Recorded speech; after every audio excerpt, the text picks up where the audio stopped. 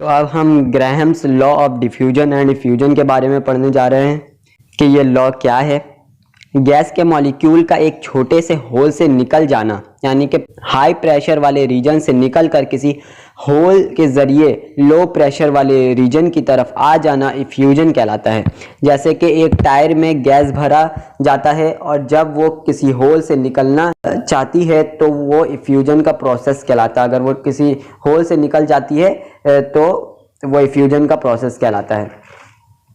अगर मुख्तलिफ किस्म के गैसेस जो कि गैसेस ये प्रॉपर्टी रखती है वो फटाफट एक दूसरे में मिक्स होकर डिफ्यूज़ हो जाते हैं, जिसे हम डिफ्यूजन का प्रोसेस कहते हैं।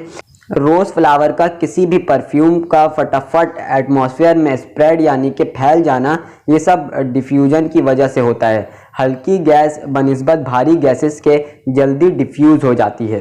1831 में थॉमस ग्राहम ने गैसेस के इफ्यूजन और डिफ्यूजन का रिलेशनशिप डेंसिटी के साथ बताया।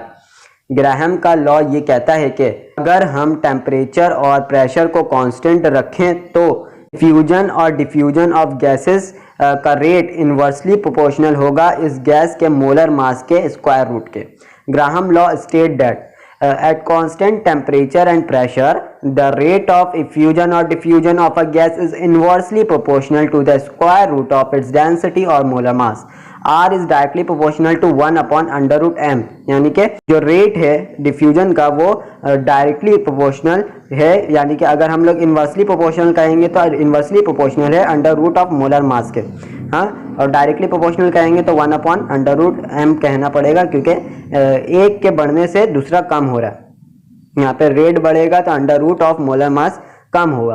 अगर हम दो गैसेस को लेकर बात करते हैं तो एक गैस मतलब गैस वन क्या होगा, R1 इज इक्वल टू के अपॉन अंडर रूट M1, यानी कि के को कांस्टेंट को इंट्रोड्यूस करवाया गया है। गैस वन के लिए बात कर रहे हैं इसलिए R1 और M1 लिया गया है। और अब हम गैस 2 के लिए बात करेंगे तो R2 इज इक्वल टू के अपॉन अंडर रूट M2 हो जाएगा। अब हम इक्वेशन 1 और इक्वेशन 2 को डिवाइड कर देंगे, R1 अपॉन R2 हो जाएगा, राइट हैंड साइड को राइट हैंड साइड की तरफ और लेफ्ट हैंड साइड को लेफ्ट हैंड साइड की तरफ, तो under root M2 upon M1 हो जाएगा। R1 upon R2 is equal to under root M2 upon M1।